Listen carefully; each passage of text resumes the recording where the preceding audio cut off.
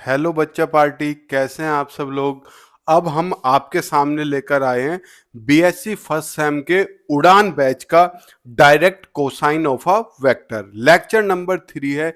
इससे पहले हम रोटेशन पढ़ चुके हैं और सूडो वेक्टर और स्केलर्स पढ़ चुके हैं। अब हम आपसे जो पढ़ेंगे, हम पढ़ेंगे डायरेक्ट कोसाइन ऑफ वेक्टर। इससे पहले आपको कंपोनेंट्स ऑफ वेक्टर समझना पड़ेगा। आपको याद है कोई भी वेक्टर को आप ऐसे लिख देते थे, किसमें? 11th क्लास में। मार्कर का कलर चेंज कर लेते हैं।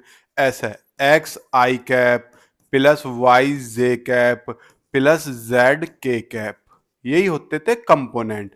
कंपोनेंट का मतलब होता है घटक। मान लो मुझे कोई ए वेक्टर दे दिया, कितना? A I cap plus B J cap plus Z K cap, ये ही ए के घटक हैं, हिस्से हैं ए के। यही इन्हें क्या बोलते हैं?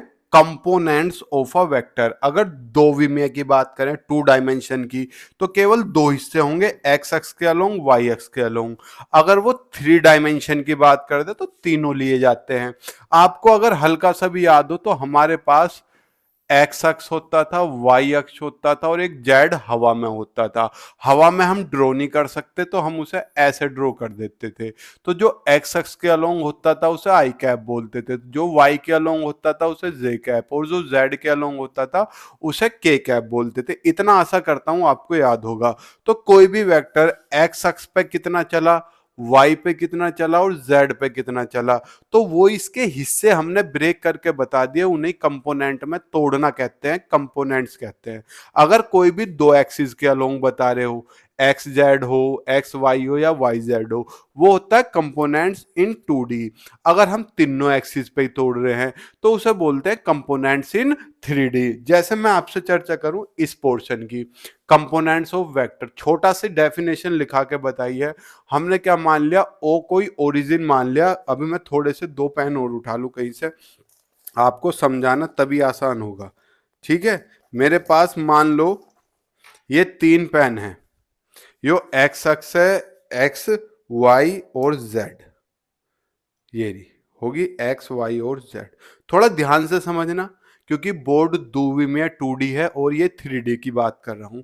कोई पॉइंट यहाँ पे है, यहाँ इस जगह देखो, ध्यान से देख लो हर एंगल से। तो एक्स अक्ष से इसकी दूरी एक्स है, वाई एक्स है वाई है, और जेड एक्स है जेड है। तो यही लिखा हमने, O B the origin and P जो है एक्स वाई जेड, कोई पॉइंट है इन स्पेस हवा में। जो I cap J cap K cap है वे क्या है? यूनिट वेक्टर है, यानी कि डायरेक्शन बताने के लिए इस्तेमाल होते हैं। आई कैप तो एक्स एक्सिस के अलोंग बताता है, जे कैप वाई एक्सिस के, और जेड कैप के अलोंग, जेड के अलोंग के कैप बताता है। तो हम इसे पी को कैसे लिख सकते हैं? एक्स आई कैप प्लस वाई जे cap plus Z K cap. यो फॉर्म ही क्या कहलाती है? कंपोनेंट फॉर्म कहलाती है। ये सब मैं आपसे डिस्कशन कर चुका हूं 2 मिनट पहले ही। हमें आज ये नहीं पढ़ना, ना इस पे हमें समय बर्बाद करना है। हमें पढ़ना था डायरेक्शन रेशोज और डायरेक्शन कोसाइन। तो पहले मैं आपको डायरेक्शन रेशो बताता हूं। डायरेक्शन रेशो क्या होते हैं? ठीक, हमें मान लो कोई वेक्टर दे दिया, लेट ए, देखो डायरेक्शन कोसाइन पढ़ना है हमें, उससे पहले हम डायरेक्शन रेशो पढ़ रहे हैं। ठीक, इन्हें डायरेक्ट भी बोल देते जाता है, यो आपकी बुक है। इन्हें डायरेक्ट भी बोल देते हैं और डायरेक्शन भी बोल देते हैं। इसमें कोई रॉकेट साइंस वाली बात है नहीं, कभी कंफ्यूज में हो जाओ। तो हमें कोई वेक्टर दे दिया, let we have a vector, कितना? A I cap plus B J cap plus C K cap. Then A B and C are known as direction ratio. तब ए बी और सी क्या कहलाते हैं? डायरेक्शन रेशो कहलाते हैं। समझ गए? तो यानी कि कोई भी वेक्टर किस डायरेक्शन में कितना मैग्नीट्यूड ले रहा है, यानी कि ये नंबर बताते हैं। आई एक्स आई कैप मतलब एक्स अक्ष पे कितना चला, जे कैप मतलब वाई एक्सिस पे कितना चला, के कैप कितना चला, ये होते हैं डायरेक्शन रेशो। और इनका इनका एक्स के साथ एंगल, वाई के साथ एंगल, जेड के साथ एंगल, वो एंगल कोस की फॉर्म में निकालना डायरेक्शन कोसाइन कहलाता है। ठीक, देखो, and their direction cosine is given by, अगर डायरेक्शन कोसाइन की तो पहले वाले को तो एल से रिप्रेजेंट किया जाता है, तो ए अपॉन रेशो का अंडर रूट का स्क्वायर, यानी कि मैग्नीट्यूड निकालना है आपको, परिमाण निकालना है। ठीक, 3 एक्स एक्स के अलोंग तो ये हो गया, वाई एक्सिस के अलोंग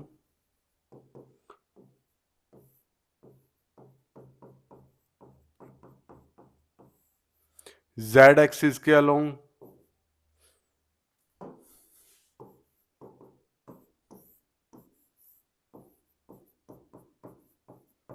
ये होते हैं डायरेक्शन कोसाई।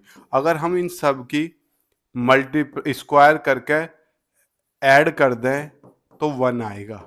क्यों आएगा, देखो, ऊपर A square plus B square plus C square, नीचे अंडर रूट का स्क्वायर करोगे तो सेम मिले, कट के घटाक 1, ये होते हैं हमारे डायरेक्शन कोसाइन। ठीक, कई बार एग्जामिनर आपको कंफ्यूज कर देगा। कंफ्यूज कैसे करेगा, वो आपको दे देगा क्वेश्चन एज ए एग्जाम्पल ले लेता हूं, मतलब नोट्स ले लेता हूं। आपको एक बात बताता हूं, आपको कोई वेक्टर ए दे दिया, कितने, x1 y1 और z1, एंड बी दे दिया x2 y2 और z2, और कहा find direction ratio for A B के लिए डायरेक्शन रेशो निकालने हैं, तो पहले आपको ए बी की वैल्यू निकालनी पड़ेगी। ए बी की वैल्यू क्या होती है, x2 minus x1, y2 minus y1, z2 minus z1।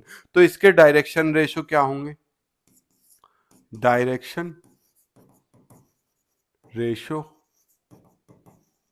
For A B. अगर ए बी के डायरेक्शन रेशो निकालना है तो पहले ए बी की वैल्यू निकाल लो। ए बी की वैल्यू कितनी, x2 minus x1, y2 minus y1 और z2 माइनस z1, ये डायरेक्शन रेशो होंगे। तो जब दो वेक्टर दे दे तो कंफ्यूजन में नहीं आना। एक बार स्क्रीनशॉट ले लो इस सारे तामझाम का। ठीक, मैथमेटिकल फिजिक्स यहां से ले लिया, ले लिया, क्योंकि जो आपकी मैथमेटिकल फिजिक्स है ना, इसमें आते हैं न्यूमेरिकल्स। जैसे मेरे पास पहला न्यूमेरिकल ये रहा। ठीक, न्यूमेरिकल क्या है, अच्छा न्यूमेरिकल है, if P, question if P कितना है, 1 2 माइनस 3, 1 2 माइनस 3, एंड क्यू -1 -2 1 है, are 2 points in space, are 2 points in space, space में ये कोई 2 पॉइंट्स है। ठीक, देन फाइंड, देन फाइंड, तब ज्ञात करो, फर्स्ट क्या है, direction ratio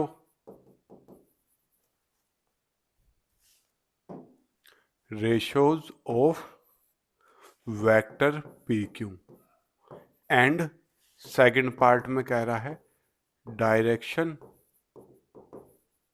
cosine of P Q. अब कुछ बच्चों को डाउट चल रहा होगा, सर कौन सी बुक लें। देखो, बुक सारी बेस्ट है, मैं आपको दिखाऊं मैं कौन कौन सी बुक से तैयार कर रहा हूं। आपके सामने पहले एक बार बुक दिखा दूं। देखो, ये तो एस चांद की है, ये आपकी कृष्णा पब्लिकेशन की और ये प्रगति की है। मैं कोई एक बुक से कंटेंट नहीं दे रहा, आपके कॉलेज में जो सी बुक चल रही हो, बेस्ट बुक हो, ले लो। बुक सारी बेस्ट है, बुक कोई बेकार नहीं होती। ठीक, हम न्यूमेरिकल्स वगैरह सब सोल्व करेंगे, ज़्यादातर सभी बुक के, घबराने वाली कोई बात है नहीं। ठीक, अब मुझे निकालना है सॉल्यूशन। अगर मैं पहले पार्ट का सॉल्यूशन निकाल लूं तो मैं निकाल सकता हूं direction ratio of P Q R. क्या क्या होगी ये? आपको याद है हमने अभी थोड़ी देर पहले समझा था, ए बी के निकालने तो बाद वाले में से शुरू वाला घटा दो, तो पी क्यू के क्या होंगे डायरेक्शन रेशो? पी क्यू के क्यू में से पी माइनस कर दो, तो कितने होंगे पी क्यू के डायरेक्शन रेशो? क्यू -1 -1 -2 1 -3 1 -3 तो प्लस हो जाएगा। तो कितना बचे पी क्यू के डायरेक्शन रेशो?